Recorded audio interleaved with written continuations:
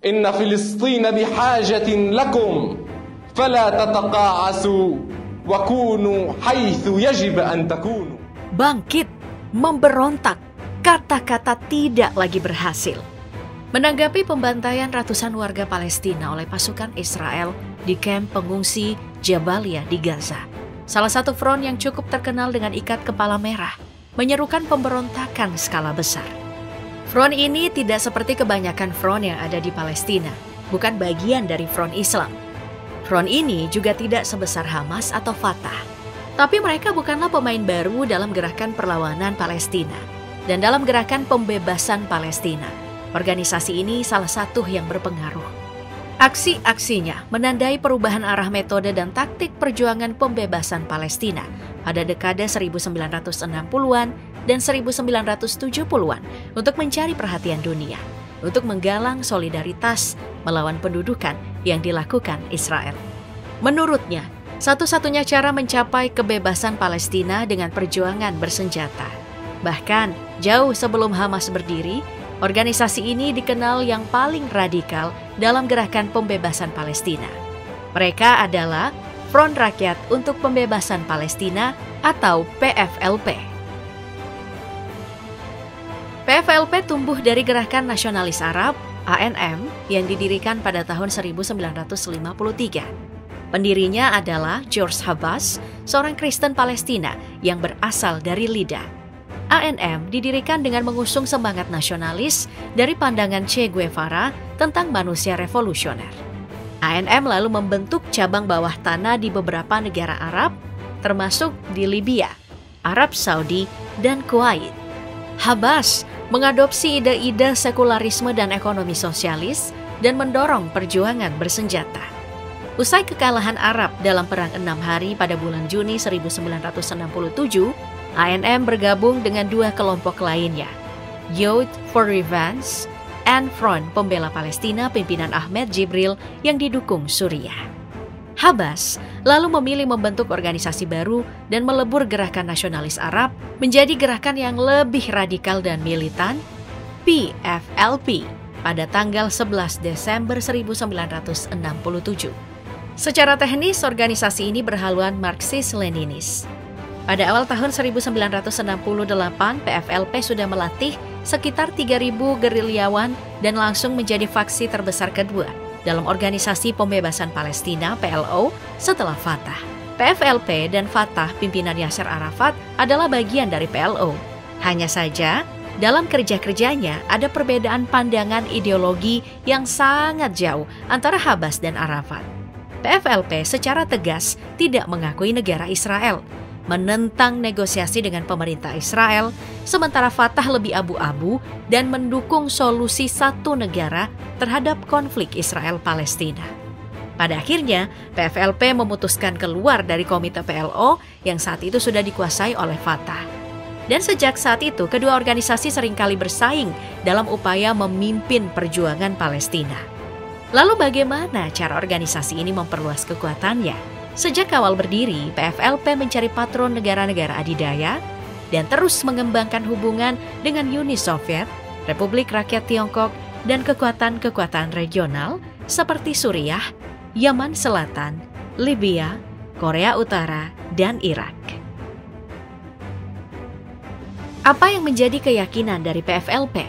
Seperti semua milisi di Palestina, mereka menginginkan Palestina yang utuh sebelum mandat Inggris tahun 1947. Seperti yang sudah disinggung tadi, PFLP sangat jauh berbeda dengan Fatah yang sama-sama merupakan faksi dari Organisasi Pembebasan Palestina. Keduanya punya visi yang berbeda tentang bagaimana mencapai kemerdekaan Palestina dan bagaimana berinteraksi dengan negara-negara Barat. Menurut PFLP, kesalahan besar Fatah dan sangat fatal adalah melepaskan perjuangan Palestina dari perjuangan nasionalis Arab. PFLP menganggap Fatah berkhianat dengan melakukan perjanjian damai dengan Israel. PFLP punya ideologi yang menggabungkan nasionalisme Arab dengan ideologi Marxis-Leninis dan melihat kehancuran Israel ini sebagai bagian integral dari perjuangannya untuk menghapus kapitalisme Barat dari Timur Tengah. Dan setelah terjadinya Intifada pertama dan Perjanjian Oslo, PFLP mulai kesulitan membranding organisasi mereka di tepi barat dan jalur Gaza. Diperparah dengan bubarnya Uni Soviet dan bangkitnya Islamisme, membuat popularitas Islam Hamas dan Jihad Islam Palestina meningkat pesat di Palestina. Akibatnya, peran PFLP dalam perjuangan Palestina pun terpinggirkan. Sebagai gantinya, PFLP terpaksa beradaptasi secara perlahan dari orientasi Marxis mereka. Dalam upaya untuk memperkuat posisinya setelah perjanjian perdamaian Oslo pada tahun 1993, PFLP memberikan dukungannya kepada kelompok organisasi Palestina yang berbeda yang menentang perjanjian. Tapi secara politik PFLP kuat di wilayah Ramallah, distrik timur dan pinggiran kota Yerusalem dan Bethlehem yang mayoritas penduduknya Kristen. Selain dengan kelompok-kelompok organisasi Palestina, PFLP juga mengembangkan kontak ke kelompok fundamentalis Islam yang terkait dengan Iran, baik itu Hamas, Palestina, dan Hezbollah, yang artinya sebuah pilihan sulit karena membuat PFLP semakin jauh dari orientasi Marxis mereka. Meski menjalin hubungan dengan Fatah ataupun Hamas, pada dasarnya PFLP menganggap pemerintahan Fatah di tepi barat dan pemerintahan Hamas di jalur Gaza ilegal. Alasannya karena pemilihan Otoritas Nasional Palestina belum diadakan sejak tahun 2006. Lalu, pada Konferensi Nasional PFLP ke-6 tahun 2006, Habas mengundurkan diri sebagai Sekretaris Jenderal dan tidak lama Habas meninggal dunia. Perannya lalu digantikan oleh Abu Ali Mustafa. Naasnya, baru 1 tahun menjabat, Abu Ali Mustafa dibunuh saat sebuah helikopter Israel menembakkan roket ke kantornya di kota Ramallah, tepi barat. Setelah kematian Mustafa, kepemimpinan diserahkan ke Ahmad Saadat. Namun kepemimpinannya juga tidak berlangsung lama setelah dituduh oleh Israel sebagai dalang pembunuhan Menteri Pariwisata Israel sekaligus pemimpin partai sayap kanan di Yerusalem, Rehavam Zevi.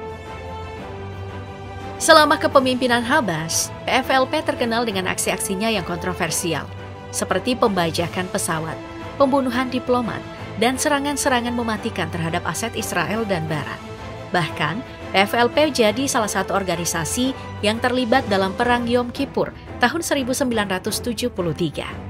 PFLP punya sebuah sayap paramiliter yang dikenal dengan nama Pasukan Perlawanan Rakyat. Di bawah kepemimpinan Habas, sayap militer ini yang mendalangi sejumlah aksi-aksi pemberontakan seperti aksi pembajakan pesawat.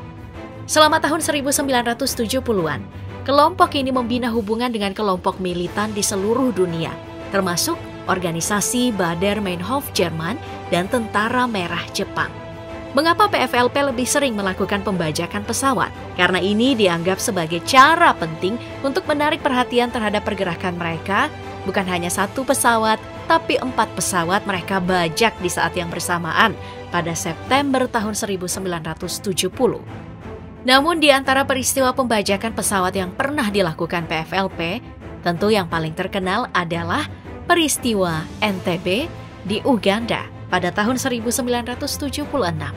Saat itu sayap paramiliter PFLP membajak sebuah pesawat Air France. Namun, pembajakan ini berhasil digagalkan oleh militer Israel dan menyelamatkan sekitar 100 orang sandera. Habas mulai sering mendapatkan teror dan upaya pembunuhan, tapi selalu bisa selamat. Hingga akhirnya, PFLP mengumumkan penghentian taktik pembajakan pesawat dalam gerakannya, yang mengakibatkan perpecahan politik di kubu PFLP.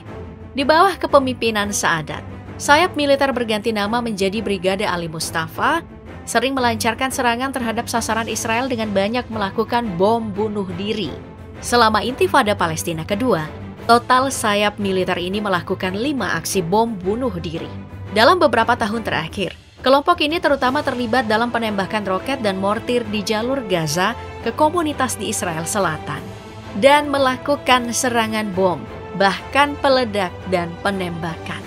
Mereka juga mengaku bertanggung jawab atas sejumlah serangan yang menargetkan pasukan Israel yang berpatroli di perbatasan Gaza. Sayangnya, organisasi yang awalnya sangat keras menolak perundingan dengan Israel dan menyerukan pembebasan mulai melemah di era tahun 2000-an. Saat Kongres Nasional, kelompok ini menyatakan kalau mereka menerima perjanjian Oslo. Padahal sebelumnya, mereka bahkan malah mengupayakan pembentukan negara Palestina dengan Yerusalem sebagai ibu kotanya. penarikan tentara ke perbatasan, pembongkaran pemukiman Yahudi di wilayah pendudukan, dan hak untuk kembali bagi warga Israel. Kondisinya sekarang, berkembangnya begitu banyak faksi justru mempersulit upaya untuk menstabilkan Gaza. Tanpa Palestina yang bersatu, keseimbangan kekuasaan dengan Israel tidak bisa diubah demi perdamaian yang adil dan terciptanya negara Palestina yang merdeka. Melihat kenyataan itu, sejak tahun 2022, PFLP bersama dengan Hamas dan Jihad Islam Palestina mengambil langkah-langkah bersama untuk membentuk Front Pembebasan Nasional dalam upaya mengatasi perpecahan internal dan bekerja sama untuk membangun kembali PLO yang disebut saat ini mulai melemah.